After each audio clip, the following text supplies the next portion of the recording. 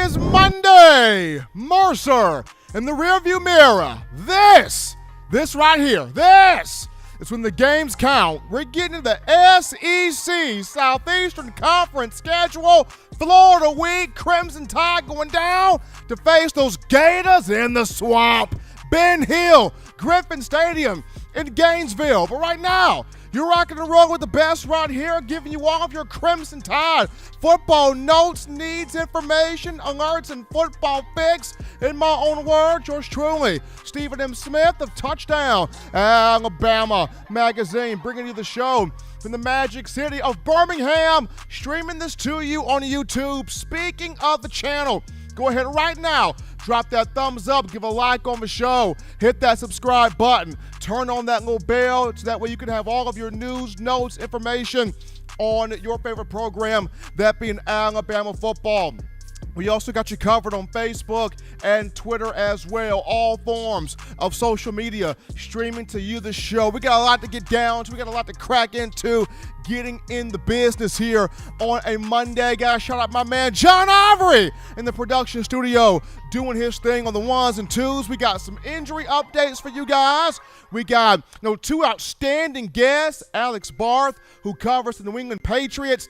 He's coming on to give an update on Mac Jones and the great performance he had. If not for 8 penalties and 2 lost fumbles, the Patriots would have won that game, but I digress. Then we'll also have my man Chris Franklin coming on from NewJerseyNews.com covering the Philadelphia Eagles.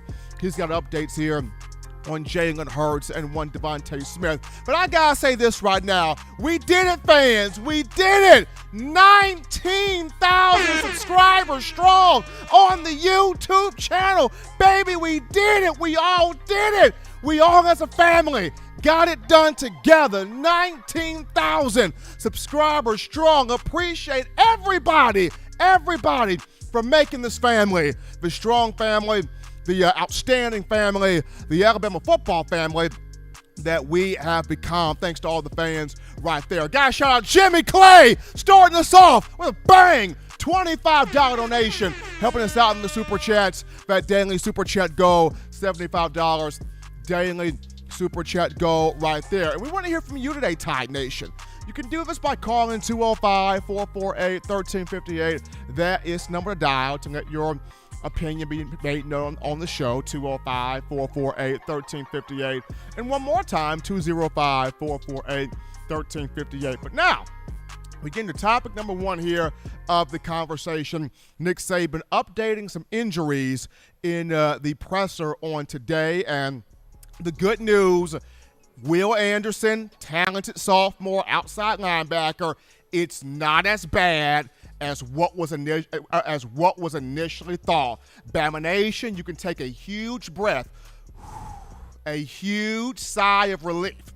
It's not as bad as what was initially thought. Now, during the game last week, Anderson left the game in the second half with a lower leg injury, a knee injury. He walked off the field under his own power. Now, when I saw that, to me, that was my cue of maybe it's not that bad. Maybe it's not terrible. Maybe it's not anything season-ending or anything like that. Maybe it's just minor bruise, minor sprain or strain or tweak. It's not anything serious. Just seeing him walk off the field under his own power with very little, or if any, assistance for that matter, by the training staff. But a lot of the people are like, oh my gosh, Bama's already lost Chris Allen. We can't afford to lose Will Anderson too. This injuries.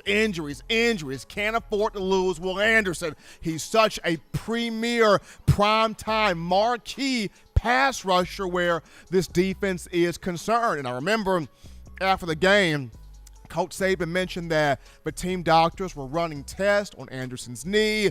He would be listed as questionable for the game against Florida. And then you had fans going into a little bit more anxiety.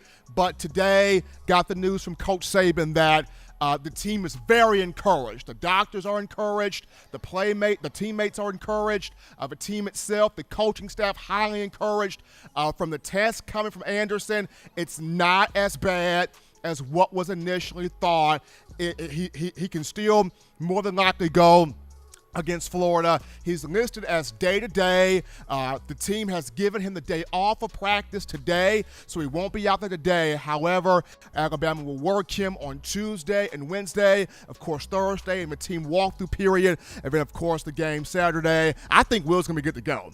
I think facing a Florida team that was one of a couple of teams that played Alabama so close a season ago, SEC championship, Bama got the 52-46 win, but Florida played really well, and Florida played Alabama really, really close. And going down to Gainesville, hostile environment where you got two athletic quarterbacks in that system being ran there by Dan Mullen, you want to have a healthy Will Anderson in this matchup. So really good, really positive news. He's okay. Not as bad as what people initially thought. So good news there on one Will Anderson. So as we look at now, Jalen Armour-Davis and Josh Jobe, the two Alabama starting corners who did not play against Mercer throughout the week of practice. They were a bit nicked up, banged up there, so Saban decided not to push those two guys. He went with Kool-Aid McKinstry as the starter in place of Jalen Armour-Davis, and Marcus Banks, the junior from Texas, in place of Josh Jobe. And while both of those two did a fine job, and we'll talk about those two later on in the show. Saban mentioned how Armour-Davis and Jobe are back at practice today, will be back in practice this week. Both of these two should be good to go for the matchup against Florida to start the SEC schedule. And Jobe is from the state of Florida, a native of Miami, so this is a big game for him. Jalen Armour-Davis, as I've talked about so many times, a native of Mobile, of whom came in 2018, a high-prized four-star recruit. Saban really liked him in that recruiting cycle. Despite the injury he suffered there as a freshman prior to the start of his freshman season, he worked his way back. He dug his way up. He got himself back healthy, played well in the spring, played very well in the summer, had a strong fall camp. Got the starting job at that right corner spot opposite Josh Jobe, and he had a good game against Miami. Armour-Davis just did not play against Mercer. Coach Saban didn't want to rush any of the two or push any of the two out there in a game where, though you're not taking anybody lightly, you would more so need Armour-Davis and Jobe against Florida versus what you would need them for against Mercer. So he decided not to force those guys out there, let them rest, let them get some downtime there in terms of playing. But both of those two guys will be in practice today, will be in practice throughout the remainder of the week, getting prepared there for Alabama, Florida. But good news for those two, and good news for Will Anderson. I know you, the fans, have been wanting information, have been wanting updates. What's going on with Will? What's happening with Anderson? Is he good? Is it not as bad as we thought? Somebody tell us something on Will Anderson. So Coach Saban today, sigh of relief, he's okay. The team is encouraged by his progress. The team is encouraged by the tests and the checks. Nothing significant, nothing serious. Just will not be at practice. He did not practice today. Bama will work him Tuesday, Wednesday, and of course the walkthrough on Thursday. And I think Anderson will take the field against Florida this weekend. We got a couple of super chats to get to before we go to our first break here. How about my man Big Bill? Bill from New York, that $5 donation helping us out here on the show. Appreciate the love from Bill. Behind him, Jimmy, cash, money in the bag. Clay, that $50 donation helping us out. And McConaughey, baby. McConaughey dropped in here with that $45 donation. So you already know how the game go. That daily super chat goal of $75 has been met. Appreciate you guys, the fans, for all that you've done and for all that you've been able to help us out with. Also, before I go, thank you for reminding me, John. LeBryan Ray, a defensive end, a redshirt senior, or fifth-year senior, as I should say. Ray did not play against Miami, working his way back from a groin injury that he had surgery on. Did not play against Mercer. At what point could we see LeBryan Ray this season? That's the big question, because this is his last season former five-star in the 2017 class from James Clemens High School in Madison, just north here, this Birmingham area.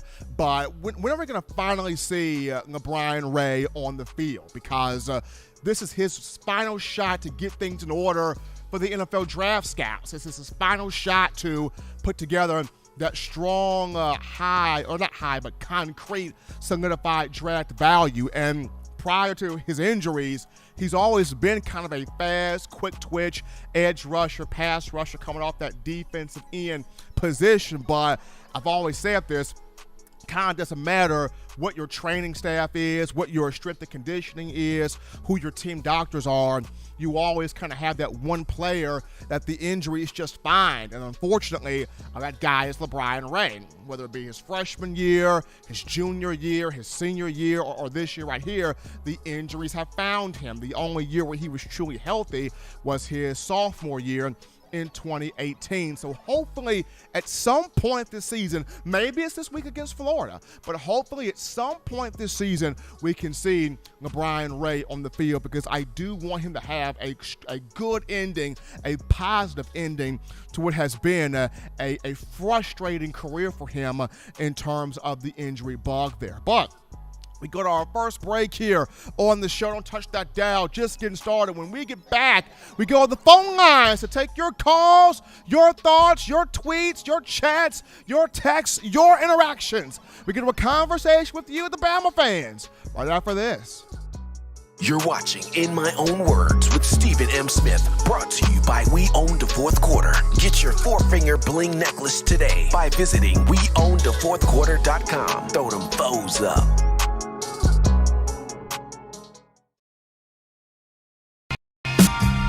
I'm Malachi Moore. You're watching In My Own Words with Stephen M. Smith on Touchdown Alabama YouTube channel.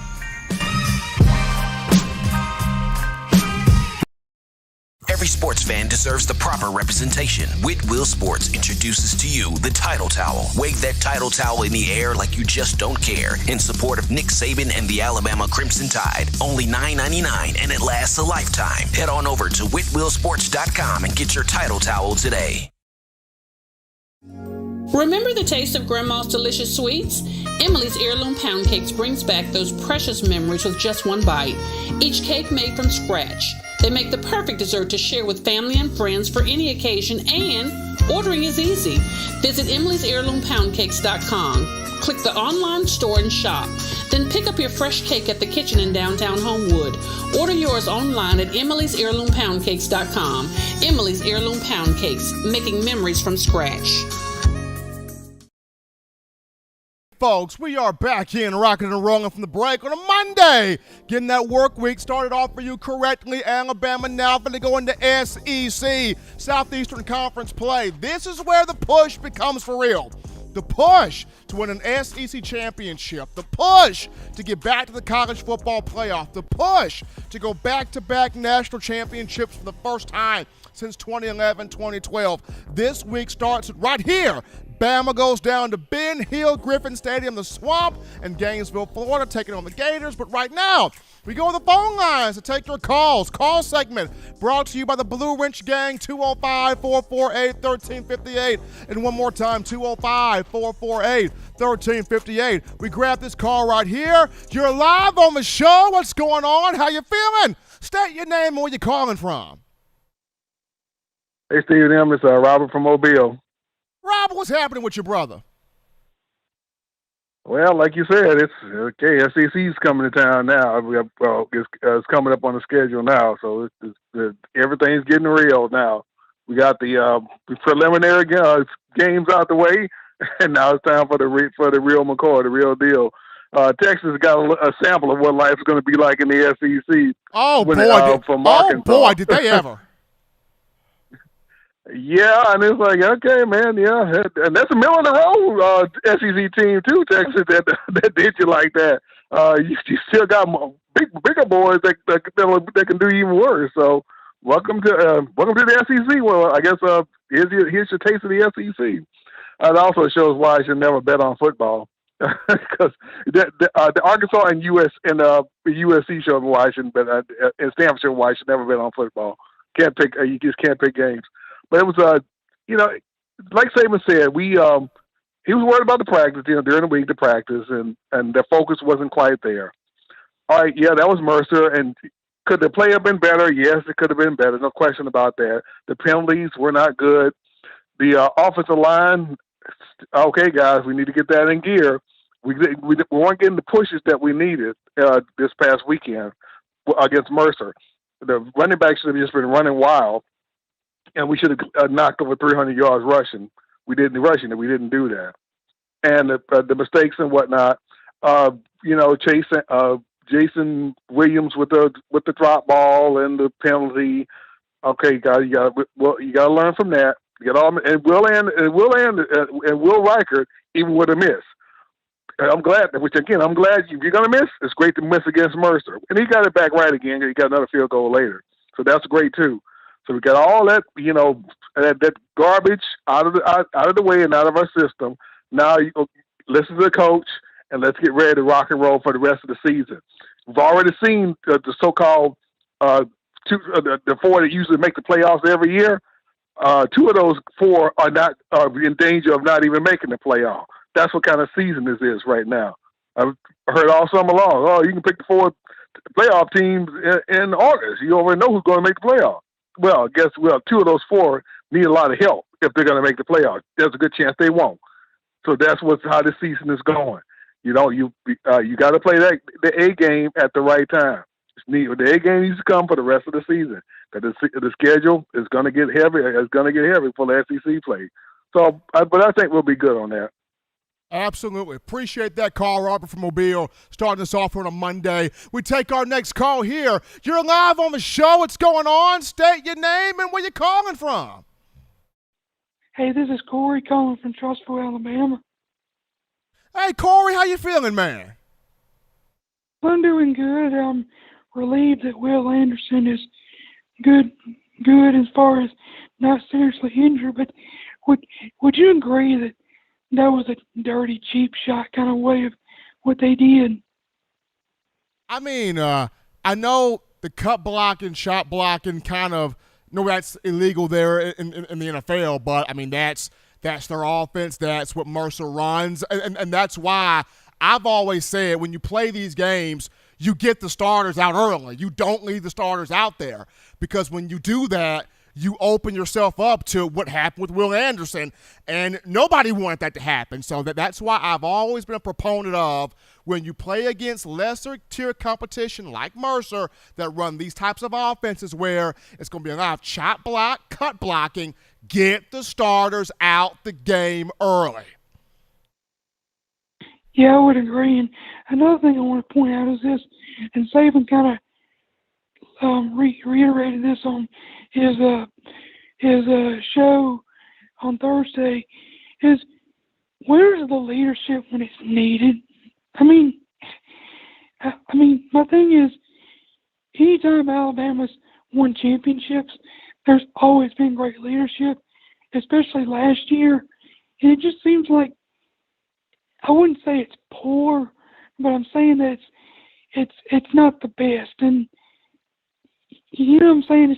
I just feel like there's something missing from this team. You know what I mean? Corey, I mean, I can see that, but at the same time, I feel like the leadership of this group, it's continuing to grow, and Fadarian Mathis talked about it today. The group has got to continue to grow. They got to stay on those young guys. You stay on those young guys, then those young guys are going to fall into place. We appreciate you, Corey, there for that call. Got to stay on those young guys, man. That's what Bama's doing. We're going to take this call right here. You're live on the show on a Monday. What's going on? How you feeling? State your name and where you're calling from. This is Bruce Allen calling from Columbus, Mississippi. All right, Bruce, how you feeling? Doing good.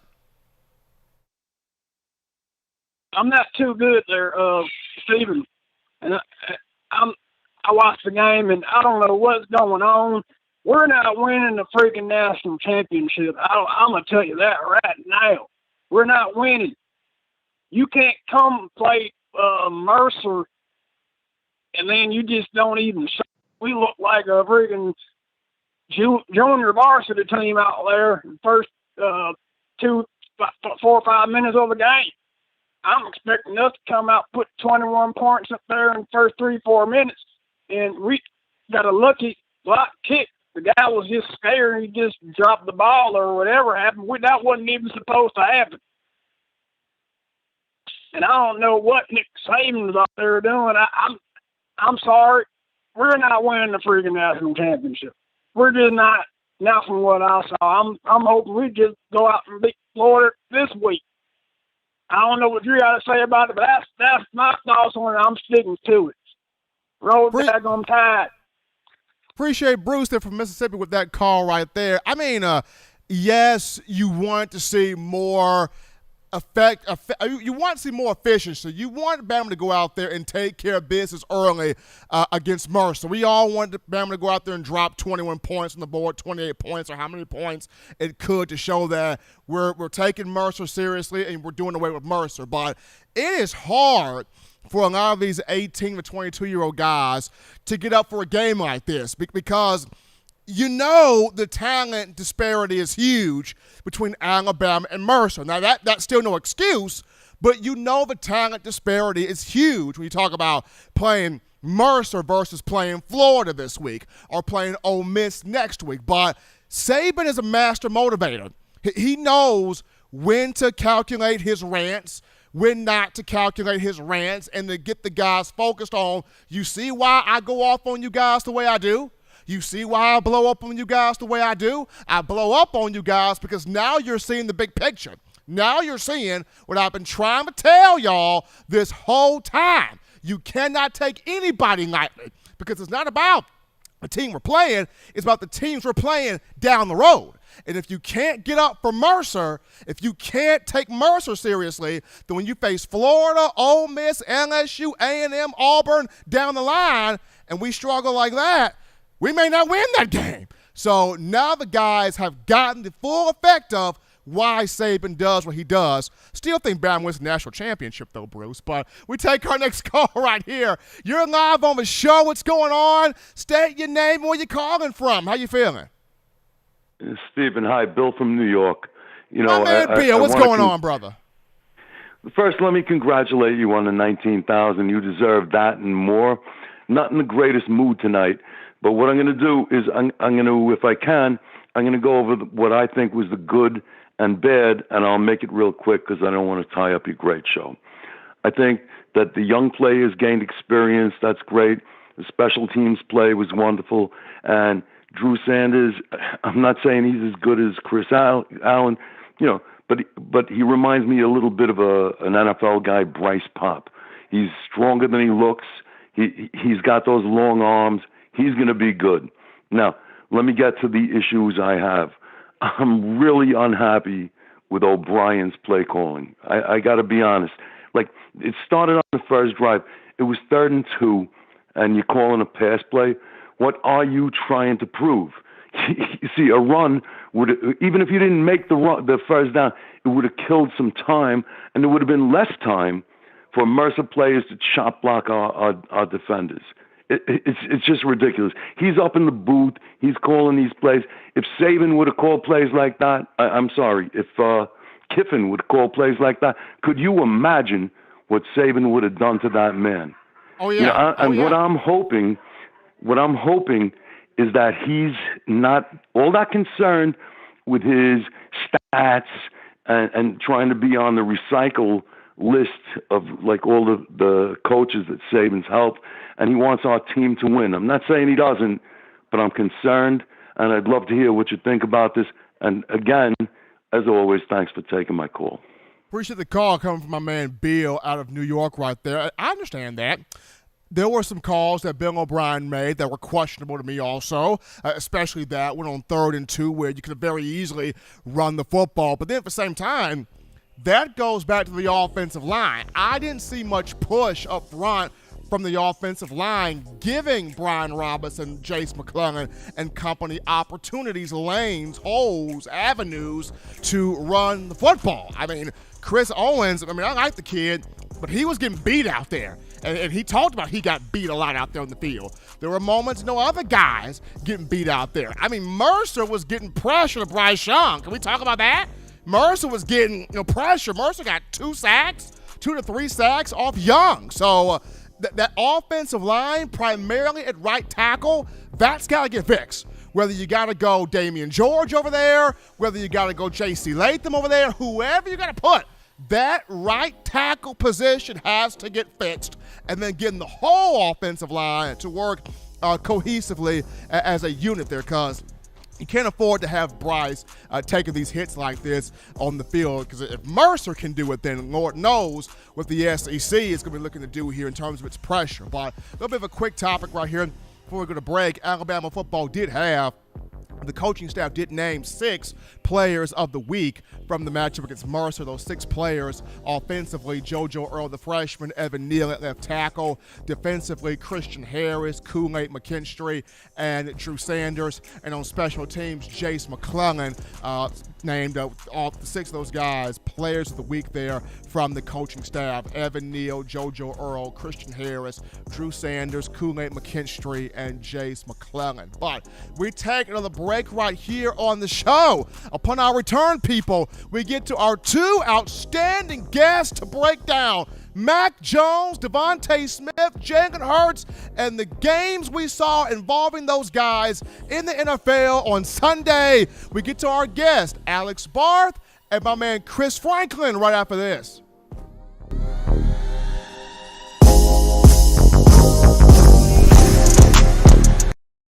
You know what we do at the start of the fourth quarter. We throw them foes up. But now you don't have to wait until the fourth quarter. Get your 4-finger bling necklace at WeOwnTheFourthQuarter.com. It's the first and only logo that captures the essence of all Crimson Tide players and fans as we represent the legendary Alabama football fourth quarter dominance. Get your 4-finger bling necklace right now at WeOwnTheFourthQuarter.com. Get yours today and stun on them haters. Touchdown Alabama Magazine is Alabama football's premier publication. A subscription to Touchdown Alabama Magazine is the perfect gift for any Alabama fan. For exclusive news and information, recruiting updates, a free annual print magazine, and more, go to touchdownalabama.com and click join. Only $7.95 per month, or pay $74.95 for a full year subscription. That's a yearly saving of $20. Go to touchdownalabama.com today and roll Tide. All right, folks, we are back in from the break for number 1 forum for Bama football news. In my own words, yours truly, Stephen M. Smith of Touchdown Alabama Magazine. We go to the In My Own Words hotline. We pick up our first of 2 incredible guests. We got my man Alex Barth, beat reporter, sports radio personality, 98.5, the Sports Hub, covering those New England Patriots. Alex, it seems like New England fans left the stadium going, my goodness, we have a quarterback. It certainly looks that way. That first throw, everybody tensed up a little bit. It was kind of a circus play, and after that, he looked the part. He looked like an NFL quarterback. It's a shame they couldn't get him to win, but all things considered, and this is what I've been preaching all day to fans who are down about the loss, you're in year 1 of probably a 4-year window that's centered around Mac Jones. For him to look like that in his first game, you can't help but be happy. Well, first and foremost, Alex, so what caught your attention? What impressed you the most about him taking the offense down the field, being effective and efficient on third downs? What caught your attention the most just watching him his first actual game where the games count now? Yeah, the composure was impressive. You mentioned the third downs. I thought, the big knock on him coming out, right, was the lack of arm strength. But there were a couple throws, 3 or 4 throws, where it wasn't necessarily arm strength as in he's throwing the ball 70 yards down the field, but the zip he got on the ball, putting the ball into a tight window, there were 2 or 3 of those throws, 4 of those throws that were very impressive. So that stood out to me. And then what he said after the game about, I don't know if you saw this, he didn't want the ball from his first touchdown pass, and they asked him why. And he said, well, we only scored 1 touchdown. We were losing. We need to score more. So, to hear that, too, afterwards was kind of cool. Like, you list the reasons that they lost that game. He's probably at the bottom of that list, and I think he took that loss as hard as anybody. It would have been really easy for him to come out and say, hey, look, I played my first start. I played well. We were close. We're building to something. But he seemed, legitimately upset with the outcome of the game. So And talking about Alex, like how refreshing was it, especially for Coach Belichick, to see Mac respond in that way? Because normally, you score your first touchdown, you're taking that ball, but Belichick and Saban, such good friends. A lot of Saban came out of Mac on that particular situation. How refreshing was that for Belichick, knowing that I got a guy that's just committed to winning, committed to scoring, and just never satisfied with just the small stuff? I'll be honest, it would be nice if they treated him that way. I thought part of what tied their hands a little bit, and I heard you on the last segment talking about Bill O'Brien being maybe a little too conservative in the game plan against Mercer, which, by the way, I agree. I thought maybe Josh McDaniels held Mac back a little bit, and it is his first start. In some ways, I get it, but they're running toss crack on 2nd and 6 from the far red zone. It's like, take a shot to the end zone. Let's see what he can really do. So. I'm sure Bill loves that mentality, but I think they're still kind of holding him back a little bit. We'll see what he does when the reins really come off. If you're just tuning into the show, people, we got Alex Barth on the phone lines covering the New England Patriots, beat reporter, sports radio personality for 98.5, the Sports Hub. So as you look at this right now, Alex, I mean, the future with Belichick, the future with Mac Jones, I mean, how good can this really be, especially down the road here coming off first game? You didn't win, but you saw so much good. Kind of assess the future a little bit here. Yeah, I mean, this is what I wrote about last night, 98.5thesportshub.com, that any young team and a team with new pieces like the Patriots, right, so much roster turnover in the offseason, there's going to be growing pains. They didn't lose because they weren't talented enough. They lost because they made stupid mistakes. They fumbled the ball 4 times. They lost 2 of them, and they committed 8 penalties, 3 personal fouls, 4 penalties by players in their first or second year with the team. So it's all fixable. And that's what's encouraging. It's not that they weren't talented enough. It's not that they didn't know the playbook. They just stupid, fixable little mistakes. So you see that, and Miami's a good team. They're not the best team in the league, but that's a pretty good team. So, you take away 2, even with the penalties, you take away 2 of those fumbles and they win that game going away. And again, I still think that there's more they can do offensively. I still think they're being careful with Mac Jones at this point. So, I don't know if they're winning the Super Bowl this year, but I think they should be a playoff team this year. I think they should contend for the division this year, especially with how Buffalo looked yesterday. And, I think that they should be in that Super Bowl conversation in 2 to 3 years. He's Alex Barth, ladies and gentlemen, covering the New England Patriots, beat reporter, sports radio personality, 98.5 The Sports Hub, giving us that recap on his thoughts. Mac Jones played very well despite the loss. Alex, as always, man, appreciate you, my man. Take care of yourself, brother. Thanks for having me.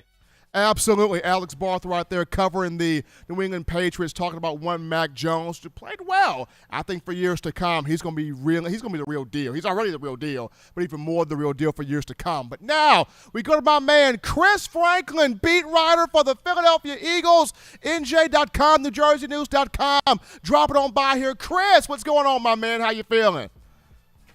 Not bad, man. Quick thing. I when Jalen Hurts yesterday threw a touchdown pass to Devonta Smith, I thought about you and what all the other Alabama fans were thinking. I think there's a lot more cheers going on than what was at the Mercedes-Benz Stadium that was going on down there, man. I mean, huge touchdown there from Jalen to Smitty, but we're going to start this thing off, Chris, with Jalen. The whole offseason, he was hit with criticism after criticism. Can he really be a starting quarterback? Can he really be effective? Can he really, take his game to that NFL level? And he was hit with so much doubt and so much negative. But the game against Atlanta, I mean, he came out, boom, effective, efficient, composed, made a whole lot of plays, 3 touchdowns. He and Nick Sirianni had this handshake touchdown dance going on. In your opinion, do you think Jalen silenced the critics after the performance outplaying Matt Ryan and the Falcons? I think it went a long way to doing so. It's still it's only the first game, but I thought you saw on display he showed what he can do, and given that he has a healthy offensive line around him and the skill position players around him, you saw what he's capable of. I mean, he looked calm in the pocket. when he did have to leave out because of pass rush, he found the little creases and he was able to make a lot of big plays. And you saw what can happen when you give him a chance. And he did a great job. I think the big litmus test is going to come next week against the 49ers, against a little bit better defense. But if he continues to play the way that he did, if he plays the way that he did on Sunday, I think he's going to do well then too. Now, Jalen Chris said he became one of 3 quarterbacks to set this record here in the NFL, and that record was completing 70%, 250-plus passing yards, 3 touchdowns, no picks, rush for 60-plus yards. But aside from the record that he has with 2 other quarterbacks in the history of the league, what stood out the most to you about Jalen's game? Because you're playing against a veteran in Matt Ryan, a guy that should win this game, a guy that's been in this league a long time, a former NFL MVP, but Jalen just looked more so swagged out, prepared, and just took it from Matt Ryan. So what stood out to you the most about Hurts' performance? I think the biggest thing that he did was he let his routes develop downfield. I mean, last year, given once again the injuries that they had along the offensive line, he went 1 read, 2 read, and then try to make something happen with his legs. And this year, especially Sunday, he just looked more comfortable in the pocket. He let the routes downfield develop. The 1 touchdown pass to Dallas Goedert, I think, was the biggest example of that, because he looked around, he looked at through his first 3 progressions, didn't see anything, ran out toward the outside, and then finally threw an accurate ball toward the back of the end zone that found Goddard. I think that was the biggest key to show that, hey, you know what?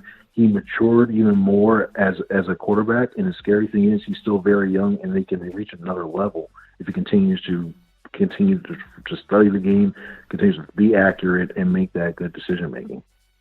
If you're just tuning into the show right now, people, we got my man Chris Franklin, beat reporter for the Philadelphia Eagles, covering that for NJ.com, NewJerseyNews.com here. So, Chris, Devontae Smith, you mentioned it, caught his first catch in the NFL, was a touchdown, Mercedes-Benz Stadium, much like his first big-time catch as a freshman at Alabama was that touchdown from Tua Tagovailoa, Mercedes-Benz Stadium, to win the national championship. But just the chemistry between Smith and Hurts, the communication between those two working off of each other. What did you see from Smith in terms of that communication, in terms of beating the defensive backs downfield? What did you see on that end?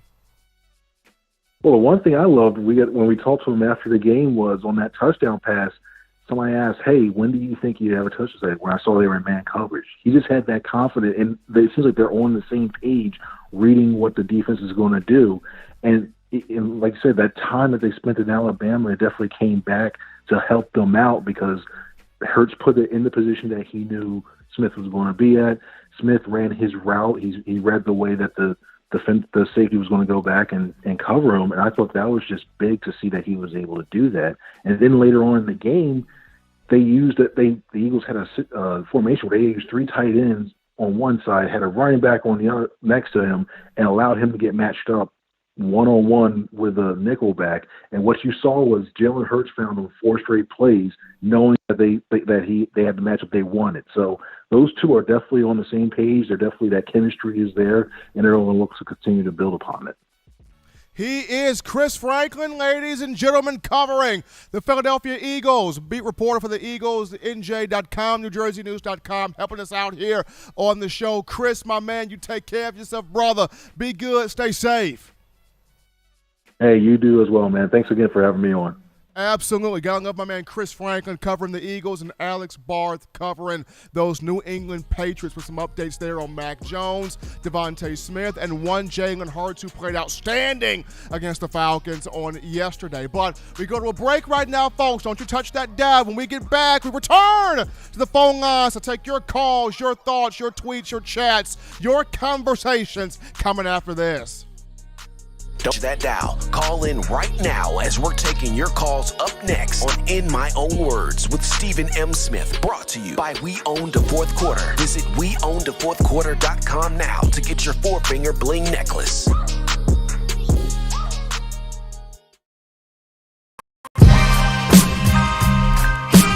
This is Chris Rogers, 2009 national champion. You are listening to the baddest, when I say the baddest, sports show in the state of Alabama. In my own words, you know, yours truly, Touchdown Alabama Magazine. Don't touch that dial. You know what we do at the start of the fourth quarter. We throw them foes up. But now you don't have to wait until the fourth quarter. Get your 4-finger bling necklace at weownthefourthquarter.com. It's the first and only logo that captures the essence of all Crimson Tide players and fans as we represent the legendary Alabama football fourth quarter dominance. Get your 4-finger bling necklace right now at weownthefourthquarter.com. Get yours today and stun on them haters.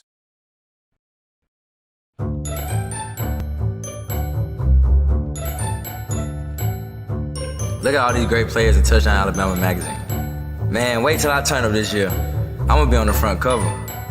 But what if Will goes off?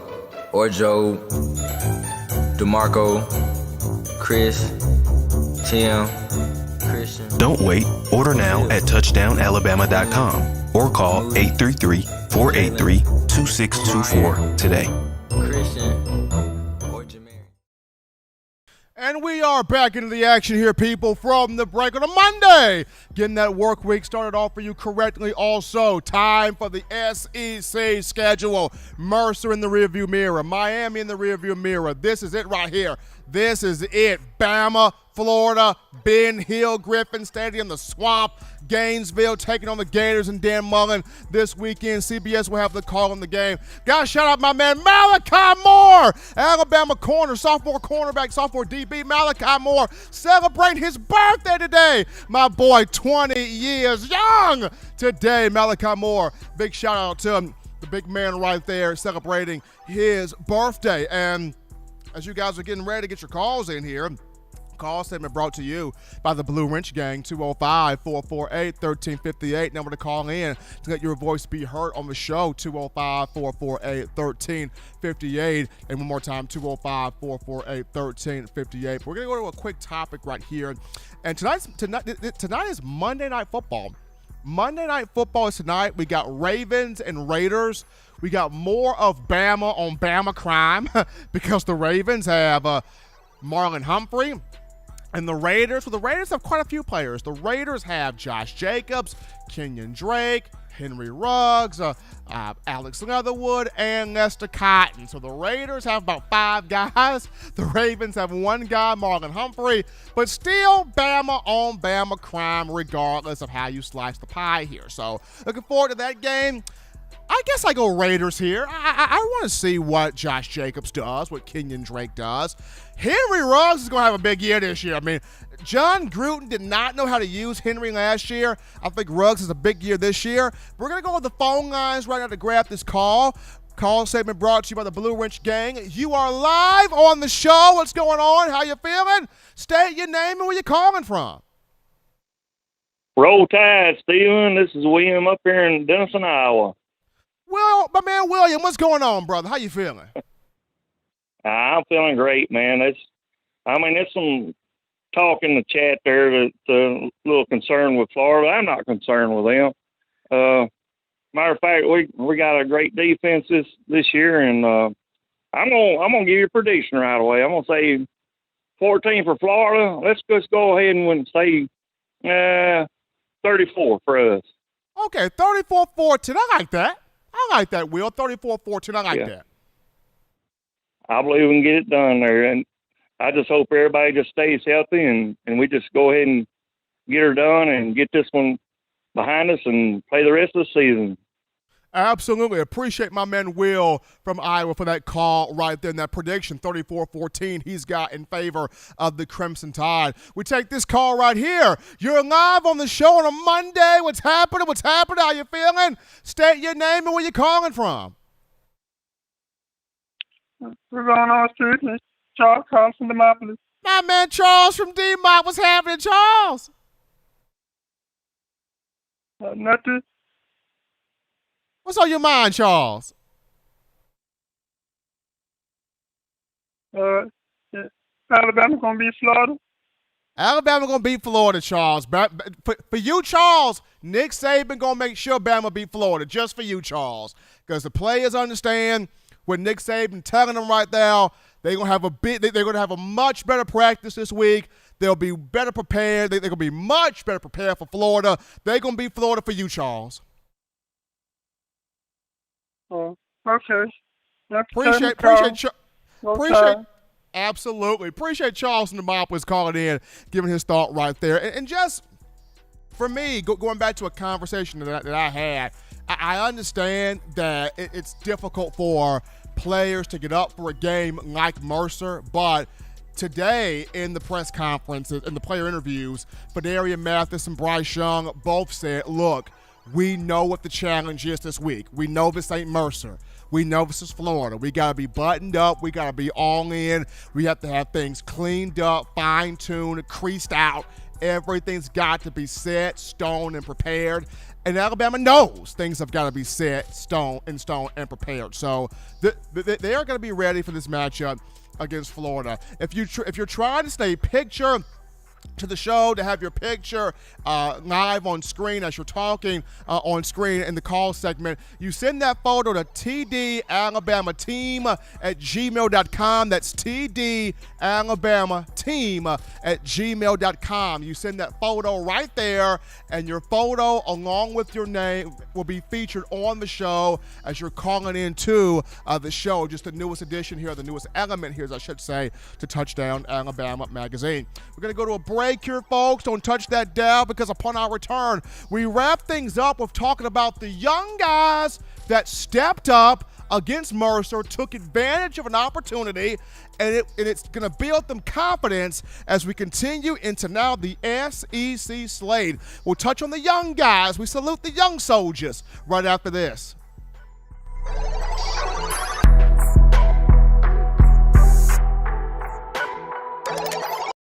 What's up, Bama Nation? This is Rudy Griffin, former Alabama defensive lineman, and you're listening to my guy, Stephen M. Smith, in my own words, brought to you by Touchdown Alabama Magazine. Roll Tide, roll! If you're an avid Alabama Crimson Tide fan and you love to flaunt it, then show your Alabama Crimson Tide support by grabbing the All-Bama sneakers. They feature bold Crimson Tide graphics, so no one will be able to question where your allegiance lies. When you add these sweet sneakers to your Alabama Crimson Tide collection, go to stsfootwear.com and use the code TDAlabama for $15 off your purchase. That's code TDAlabama for $15 off your purchase. Go to stsfootwear.com and get your All-Bama sneakers today. Touchdown Alabama Magazine is Alabama football's premier publication. A subscription to Touchdown Alabama Magazine is the perfect gift for any Alabama fan. For exclusive news and information, recruiting updates, a free annual print magazine, and more, go to touchdownalabama.com and click join. Only $7.95 per month, or pay $74.95 for a full year subscription. That's a yearly saving of $20. Go to touchdownalabama.com today and roll Tide. Thank you for tuning in. Show your support right now by clicking that like button. If you haven't subscribed, hit the subscribe button now and enable all notifications to make sure you don't ever miss any of the best Alabama football news, notes, and information right here on Touchdown Alabama. All right, people, we're back in from the break on a Monday, getting that work week started for you correctly on the number one forum for Bama football news. In my own words, yours truly, Stephen M. Smith, Touchdown Alabama Magazine. And before we get into talking about the young steppers, the young soldiers, the young guns, the young players that stepped up in the matchup against Mercer, building that confidence and moving forward down the schedule, as we get into the SEC slate here, got to remind you of TDAwear.com. That is TDAwear.com. So for all of you fans still overjoyed with the Crimson Tide's national championship, we want you to check out our championship collection merch. Now this means you grab you an 18 of them things, folk, hoodie, t-shirt, or sweatshirt, as well as our Got 18 We Do shirts. Designs that feature all 18 championship years on the back. You head on over to TDAwear.com, do it right now, TDAwear.com, go over Championship Collections merch tab, and get you that gear today, showing that support for Coach Saban, the University of Alabama, the student athletes, and us here at Touchdown Alabama Magazine. But we got the young players here. Young players that stepped up took advantage of the opportunity to start or get significant playing time against Mercer, and they took advantage of it, and they played well. They played well, and this will bring major confidence for these guys as they take on Florida this week and the remainder of the schedule. So starting this thing off offensively, I told y'all JoJo Earl. I told y'all JoJo Earl. I mean, I'm telling you, led the team in receiving. 7 catches, 85 yards. 3 of his catches, went for first downs. I mean, the guy's got big playability written all on him. He went up and skied for a ball, took it out of the air on a throw from Paul Tyson. I mean, I understand he's not on Jalen Waddle's level yet in terms of punt return, but he's going to get there. He will get there in the punt return aspect. A total 45 yards, average 29 yards per return. He had, average 23 yards per return. He totaled 130 total yards. And Saban, pleased with him. Bryce Young got a chance to talk with him in player interviews, and Young talked about, Earl was ready when he got to Alabama. The moment he touched down on campus, we knew something was different, just the professionalism he showed. He already was familiar with the playbook, the way he ran routes, the way he made plays, the way he caught the ball, he was different. From the moment we started 7-on-7 in the summer to when we kicked off fall camp, JoJo Earl was just different. So he's a freshman phenom. He's the next one on the rise here at wide receiver. Led the team in receiving against Mercer.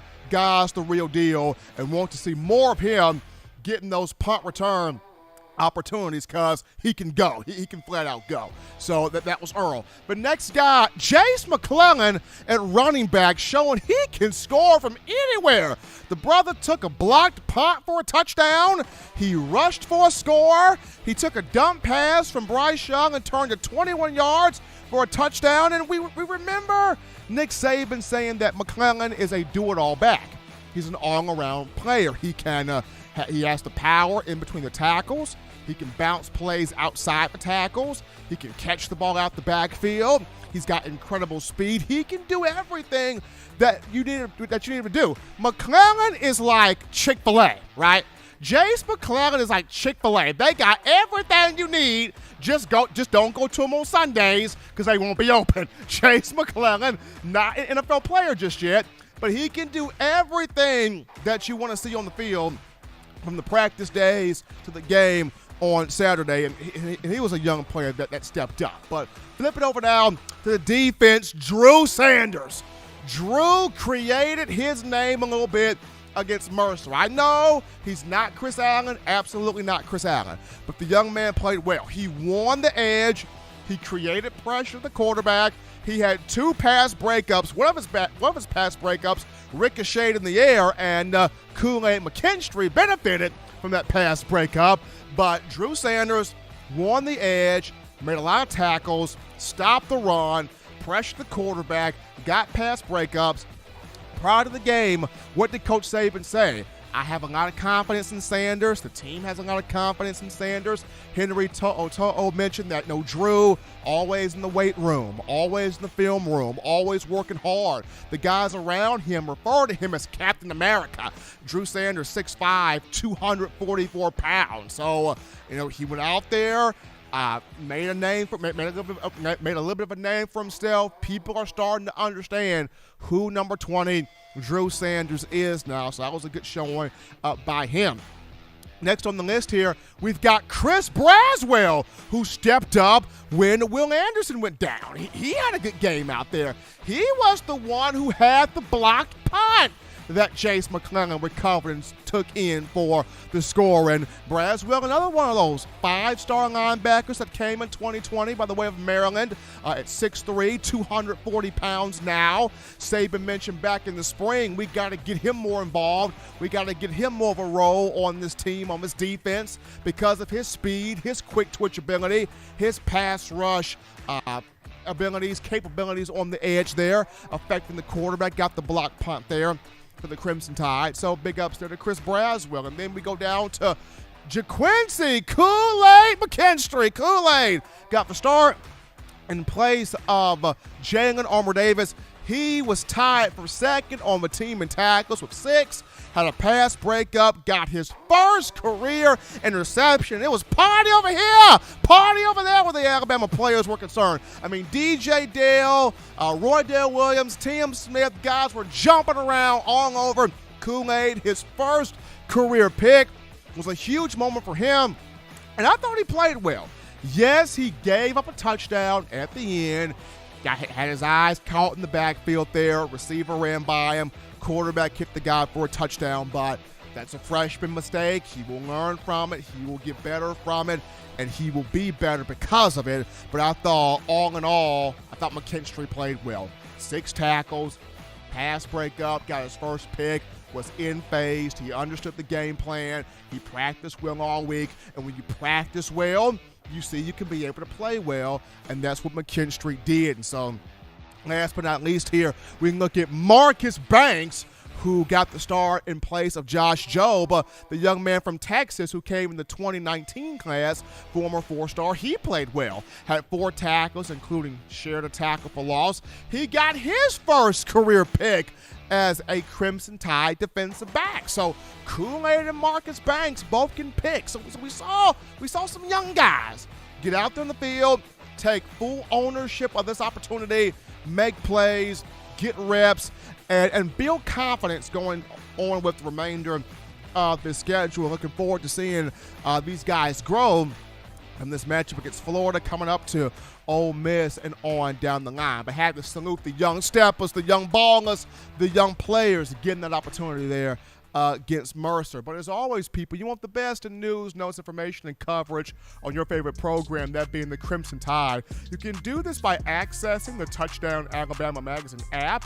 You download the app from the iPhone App Store if you're rocking Team Apple. Google Play Store if you got the Android phone.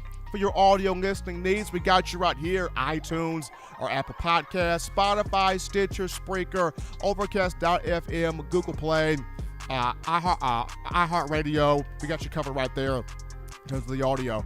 If the good and gracious Lord sees fit, I'll be back on Wednesday continuing the conversation that is Bama football. Remember, Tide fans, you can purchase individual copies of Touchdown Alabama magazine. Have those sent to your door. That link will be found in the description.